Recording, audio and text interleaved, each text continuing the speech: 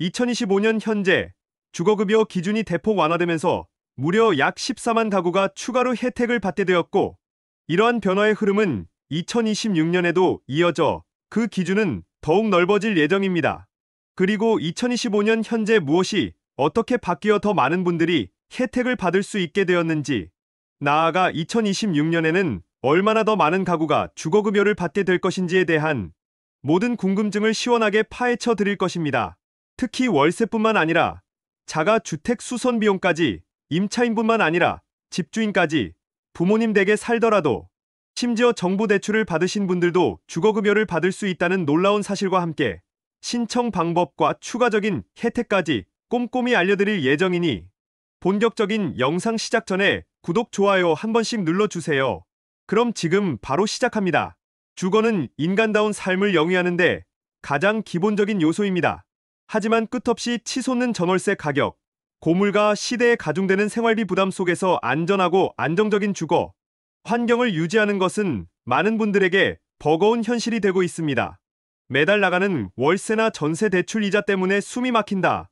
오래된 집을 고치고 싶은데 돈이 없다. 이사를 가고 싶은데 여유가 안 된다와 같은 고민은 비단 특정 계층만의 이야기가 아닐 것입니다.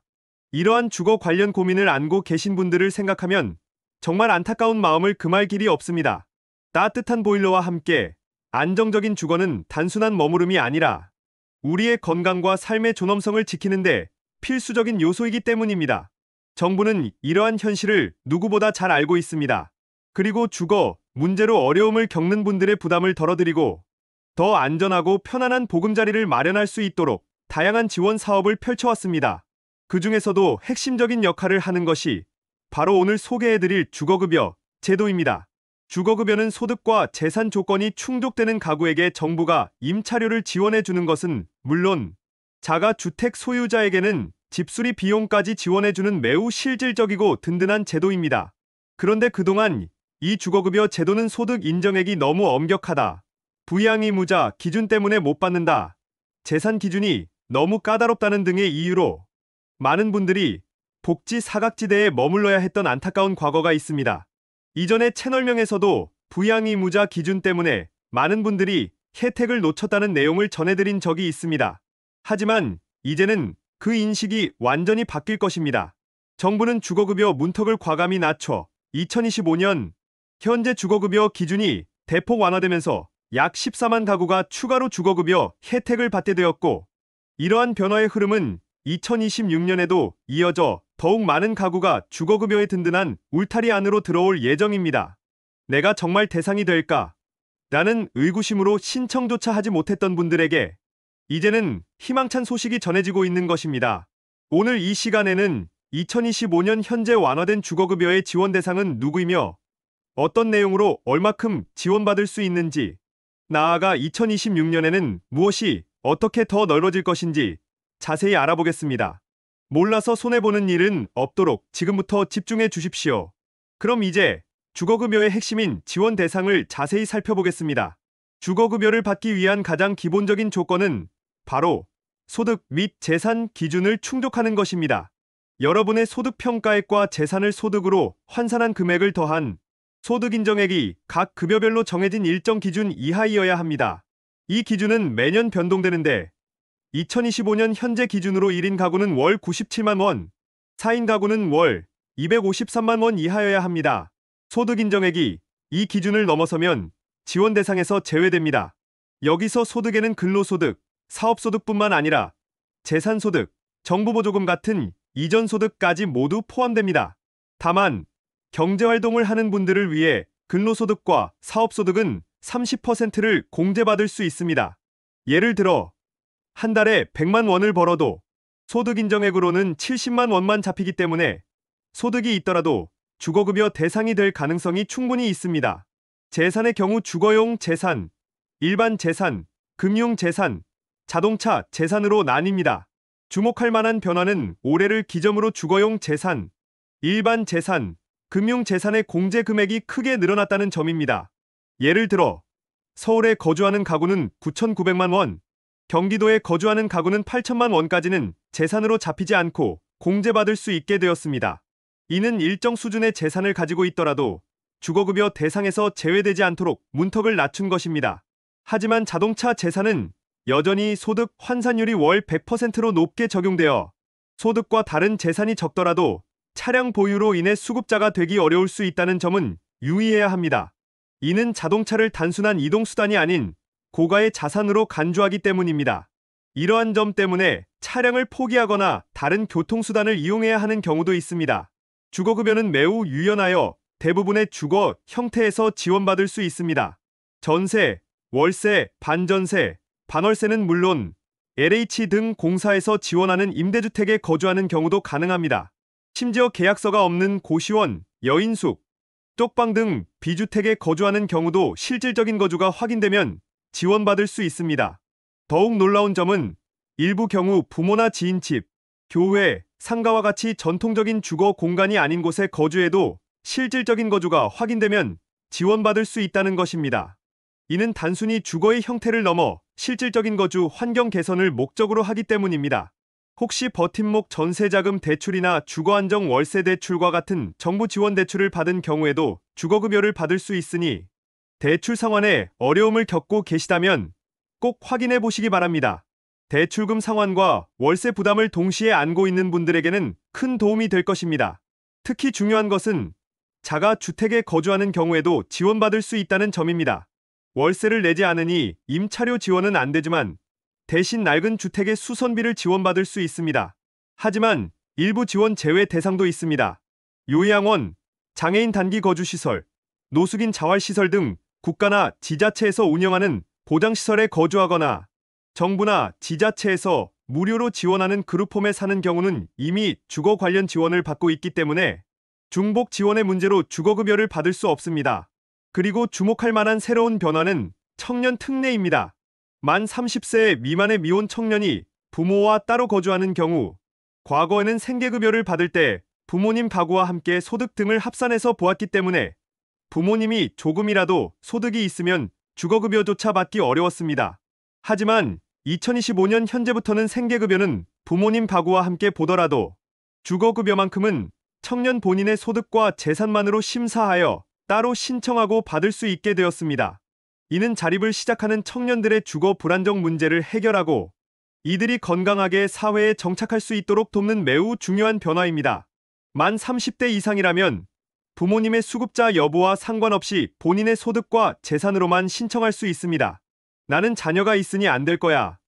부모님 명의 집에 살아서 안 될 거야 라고 지레짐작하셨다면 오늘 영상이 그 오해를 풀 수 있는 계기가 될 것입니다. 바로 부양의무자 기준이 5년 전부터 폐지되어 부모님이나 자녀의 소득 및 재산과 무관하게 주거급여를 지원받을 수 있다는 점입니다. 이제 더 이상 자녀에게 부담을 주지 않아도 되는 것입니다. 이제 주거급여의 지원 내용 및 혜택을 상세히 알아보겠습니다. 어떤 형태로 얼마큼의 지원을 받을 수 있는지 알아보겠습니다. 첫째, 임차급여입니다. 이는 자가 외의 주택, 즉 전월세 등에 거주하는 수급자에게 지급되는 가장 일반적인 주거급여입니다. 임차급여는 지역 및 가구원 수에 따라 정해진 기준 임대료 안에서 지원받게 됩니다. 이 기준 임대료는 지역별로 차등이 있습니다. 예를 들어 서울에 사는 1인 가구는 월 최대 33만 원, 3인 가구는 월 최대 44만 1천 원을 받을 수 있습니다. 이는 매달 여러분의 통장에 든든하게 들어오는 돈이 되어 월세 부담을 크게 덜어줄 것입니다. 이 금액은 가구의 소득 인정액 수준에 따라 조금씩 달라질 수 있습니다. 둘째, 수선유지 급여입니다. 이는 자가 주택에 거주하는 수급자에게 지급됩니다. 낡은 집을 수리하고 싶어도 비용 때문에 망설였던 분들에게 정말 반가운 소식입니다. 낡은 도배나 장판 교체, 창호 교체는 물론 집의 단열을 보강하거나 낡은 난방 설비를 고치는 공사까지 필요한 비용을 정부가 지원해 줍니다. 최대 1241만 원이라는 상당한 금액 한도 내에서 지원하므로 노후 주택의 큰 부분을 고치거나 주거 환경을 개선하는 데 큰 도움이 될 것입니다. 이 지원금으로 안전하고 쾌적한 보금자리를 유지할 수 있습니다. 주거급여 수급자가 되면 거주비 지원뿐만 아니라 추가 혜택도 따라옵니다. 주민세 비과세, TV 수신료 면제, 전기 요금, 도시가스 요금, 휴대폰 요금 감면 등 생활의 필수적인 비용들을 절약할 수 있습니다. 예를 들어 휴대폰 요금의 경우 기본료 감면 또는 통화료 할인 등의 혜택을 받을 수 있습니다. 여기에 더해 문화누리카드, 에너지 바우처와 같이 문화 및 에너지 복지 지원과 연계되어 다양한 바우처까지 받을 수 있습니다. 이 모든 혜택들을 합치면 그 가치는 매년 상당할 것입니다. 주거급여를 받는다는 것은 단순히 돈을 받는 것을 넘어 국가가 인정하는 복지 대상자로서 받을 수 있는 수많은 혜택의 문이 열린다는 의미이기도 합니다. 그럼 이렇게 좋은 주거급여를 어떻게 신청할 수 있는지 신청 절차에 대해 안내해 드립니다. 신청 방법은 크게 두 가지입니다.